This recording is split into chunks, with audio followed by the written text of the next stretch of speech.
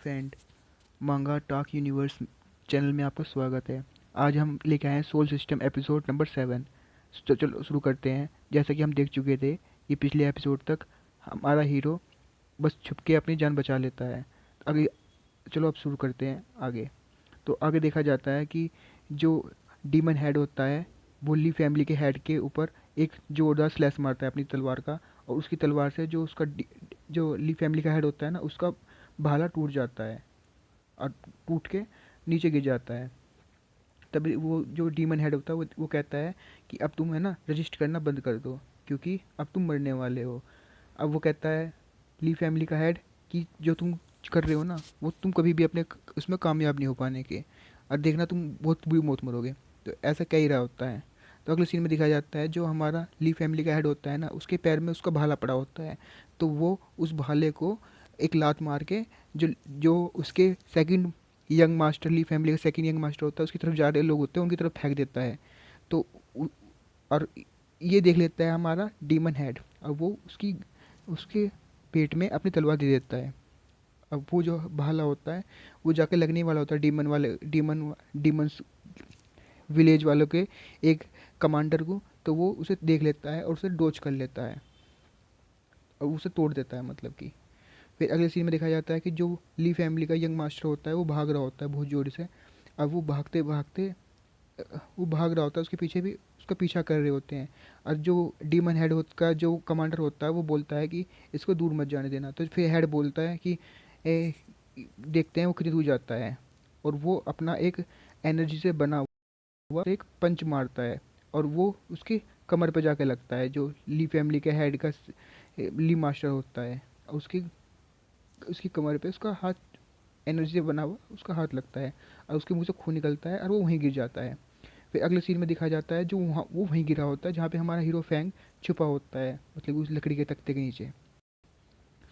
तो फिर वो आके कहता है कि जो हेड होता है वो अपने कमांडर से बोलता है, मैं इसे तुम्हारे हवाले छोड़ कर जा रहा हूँ, और तुम इसको अच्छे से ध्यान रख लेना।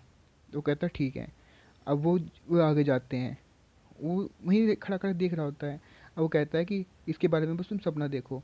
वो ये कह के अपने हाथ से एनर्जी के स्लाइसेस बनाता है, और उन उन सभी को, उनमें से चार पांच को घायल करके वहाँ से भाग जाता है। किसी गर्दन काटता, मतलब घायल करके ऐसे नहीं पता लगता कि मर गए या नहीं मरे, लेकिन दो तीन को मार के भाग जाता है। तो वो कहता है कि इसमें तो बहुत ज़्यादा मज़ा आएगा। तो कमांडर बोलता है ठीक है, इसे चेज़ करो। वो कहता है ठीक है। तो कमांडर को उसके पीछे भेज देता है। और तभी हमारा हीरो फैंक देखता है कि सब वहाँ से चले गए होते हैं। वो चारों तरफ देखता है कि जो डीमन हेड होता है वो ली फैमिली के हेड को मार के चला जाता है, वहाँ पे कोई भी नहीं होता। तो वहाँ पे देखता है कि वहाँ पे एक कपड़े में लिपटा हुआ कुछ सामान पड़ा होता है। हमारा हीरो उसे देख लेता है, और उसे सामान को देखने के बाद वो क्या करता है, उसे उठा लेता है। वो सोचता है कि शायद ये ली फैमिली के सेकंड ईयर मास्टर का होगा, और वो उसे अपने पास रख लेता है और जोर से भागने लगता है, मैं यहाँ से भागना चाहिए, ये तो अच्छी बात होगी। एक, मतलब कि इतनी कठिन स्थिति में भी मुझे एक बहुत अच्छा गिफ्ट मिल गया अपने लिए। वो ये कहकर वो बहुत ज़ोर से भागने लगता है, वहाँ से निकलने लगता है। अगले सीन में हमको दिखाया जाता है वो होटल के बाहर का सीन। तो वो कहता है जो अंकल सन होता है, जो उसे वहाँ पे छोड़ के भाग के आ गया होता है, जो सुपरवाइज़र होता है एक तरह से किचन का। वो कहता है कि तुम इसी तरह से कहाँ जा रहे हो, ऐसे नहीं तुम जा सकते। वो कहता है "अ- आपका अंकल सन, आपका इससे क्या मतलब कि इससे नहीं जा सकता, आपका क्या मतलब है इस चीज़ से"। तो वो बोलता है कि अगर हम अभी चले गए तो हमसे लोग पूछेंगे कि यहाँ पे जो ली फैमिली के बीच में और डीमन हेड के विलेज के बीच में जो लड़ाई हुई उसके बारे में पूछेंगे, और हमें भी शायद सोचे कि हम भी डीमन हेड विलेज से मिले हुए हैं, तो इसलिए तुम इस तरह से नहीं जा सकती। वो कह रहा है ये ठीक, ये हमारा फैंग सोचता है अपने मन में, ये ठीक बोल रहा है अंकल सन, क्योंकि अगर हम ऐसे चले गए ना तो ली फैमिली है ना, ऐसे छोटी मोटी फैमिली नहीं है। अब वो क्या पता हमें सोचे कि हम भी डीमन हेड विलेज से मिले हुए हैं, और वो हमारे ऊपर मतलब कि शक करे और हमारी जान खतरे में आ जाए। हम इसी चक्कर में ना पड़े तो ये अच्छा रहेगा। तो वो कहता है कि हमारा फैंग पूछता है तो हमें क्या करना चाहिए। तो वो जो बोलता है फैंग, जो अंकल सू होता है वो बोलता है कि हम क्या करेंगे, हम है ना दोबारा से बुचर हाउस जाएंगे और अपना मटेरियल लेके आ जाएंगे चुपचाप, और कुछ लेट होकर लेके आएंगे, जिससे कि लोगों को पता ही ना चले कि हम तो बोल देंगे हम तो आज लेट हो गए थे।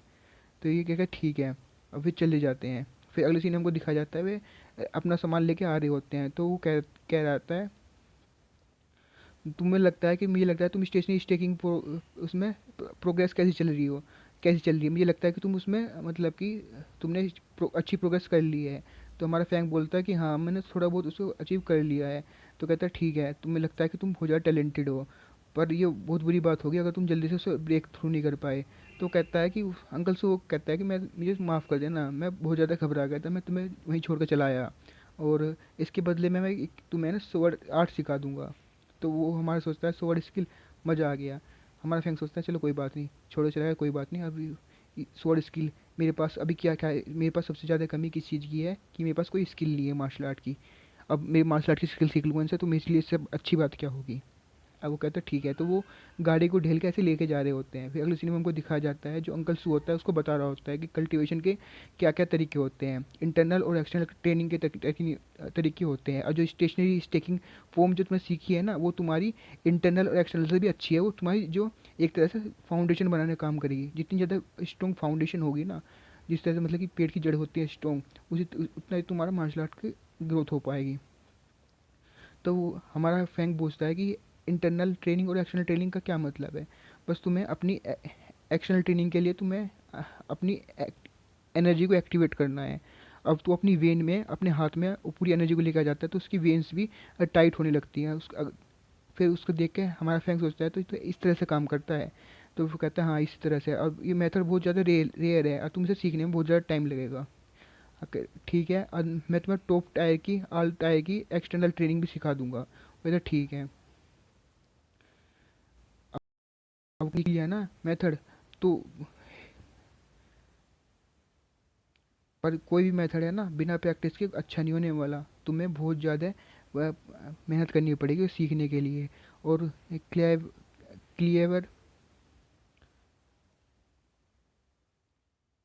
और तुम्हें अपने आप को स्ट्रॉन्ग बनाना होगा। जैसे कि तुम डोर गार्ड के ल्यू लियांग को देख सकते हो। वो कहता है ठीक है, क्योंकि जो वहाँ पे वो होता है ना गार्ड, वो उसकी एग्जाम्पल दे होता है ठीक है, मैं भी स्वord स्किल का इस्तेमाल करूँगा। फिर अगले सीन में उनको दिखाया जाता है जो उसका फ्रेंड होता है, फैंग का फ्रेंड होता है, वो सो रहा होता है। और हमारा फैंग है ना, अब हमारा हीरो, वो अपना सोल सिस्टम खोल के बैठा होता है, उस देख रहा होता है कि मेरे पास अभी 627 सोल एनर्जी पॉइंट आ गए हैं, क्योंकि जो ली फैमिली के हेड का की मौत मेरे सामने हुई थी ना, तो उसकी सोल की एनर्जी भी मेरे सिस्टम ने कलेक्ट कर ली है। तो ये मेरे लिए एक लॉटरी की तरह हो गया। पर वो बहुत ज़्यादा मुसीबत की बात थी, फिर भी मेरे लिए अच्छी बात होगी। इसे तो आपदा में अवसर वाली बात कह सकते हैं। अब वो उस कपड़े के टुकड़े को जिसमें कुछ वहाँ पे मिला था उसको, ली फैमिली के सेकंड यंग मास्टर के पैसे गिर गया था जो सामान, उसको निकालता है। उसमें से दो बुक निकलती हैं, वो उन्हें देख कर चौंक जाता है। एक तो दो मार्शल आर्ट की बुक होती है, एक तो होती है तिलस्मान बनाने की, और एक होती है हेवनली मार्शल आर्ट की टेक्निक। वो उसे देख कर चौंक जाता है कि इतनी खतरनाक टेक्निक मेरे पास मिल गई, ये तो बहुत ज़्यादा इमोर्टल का मेथड है। और ये देखकर खुश हो जाता है। इसी के साथ ये हमारा चैप्टर ख़त्म हो जाता है। फिर मिलते हैं किसी और चैप्टर में, तब तक के लिए बाय बाय।